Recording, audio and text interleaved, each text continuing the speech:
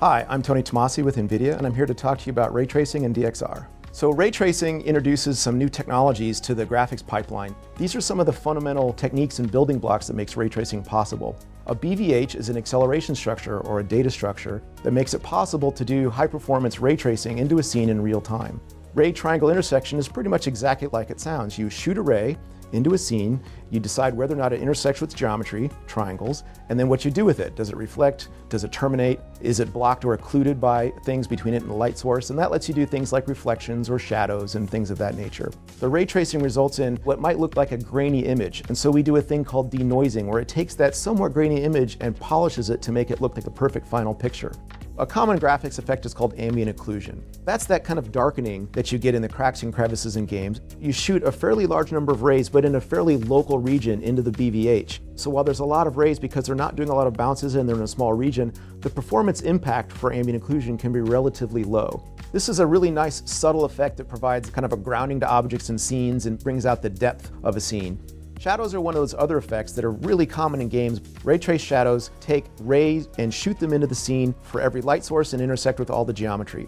An occluder is something that blocks that light source. And if you shoot a ray and it's blocked by the light source, well then that means that you're in shadow. Shadow of the Tomb Raider, for example, can have a large number of light sources and is a rich geometric world. So the performance cost for ray trace shadows can vary quite a lot.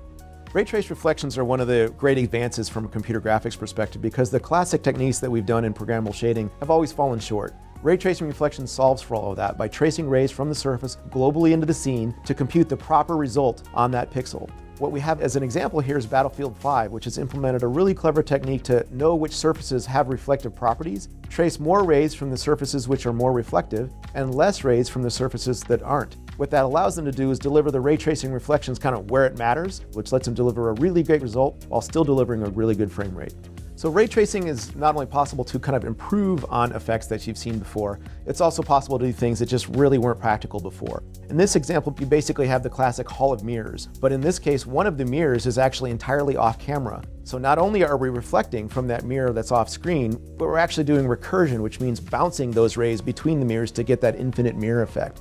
Global illumination is one of those kind of holy grails in graphics, and particularly the way to do that in real time. The folks that developed Metro have implemented a technique to do 1 ray per pixel for global illumination, which allows you to kind of gather the light from the whole world and scene and compute it correctly for each pixel. Produces a really nice quality effect, really pleasing, really soft kind of natural lighting. So we've talked about a number of ray tracing techniques. They all have different characteristics. The mileage will vary greatly between technique, implementation, and game.